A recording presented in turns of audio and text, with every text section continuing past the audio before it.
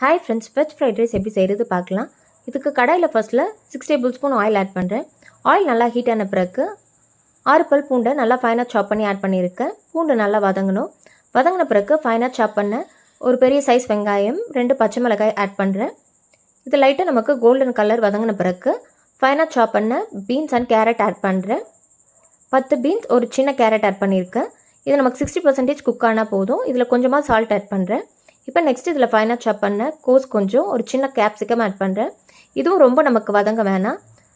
கொஞ்சமாக வதங்கின பிறகு பாயில் பண்ணி வச்சுருக்க பாஸ்மதி ரைஸ் ஆட் பண்ணுறேன். ரைஸ் வந்து 90% நமக்கு குக் ஆனால் போதும். இப்போ இதில் 1 tablespoon vinegar, 1 tablespoon soya sauce add பண்ணுறேன். ஆட் பண்ணி நல்லா மிக்ஸ் பண்ணிடணும். ஸ்பைசினஸ்க்கு 1 tablespoon black pepper powder add பண்ணிவிட்டு தேவையான அளவு சால்ட் ஆட் பண்ணுறேன். சால்ட் ஆட் பண்ணிவிட்டு நல்லா மிக்ஸ் பண்ணி சர்வ் பண்ணால் ரொம்பவே டேஸ்டியான வெஜ் ஃப்ரைட் ரைஸ் ரெடி.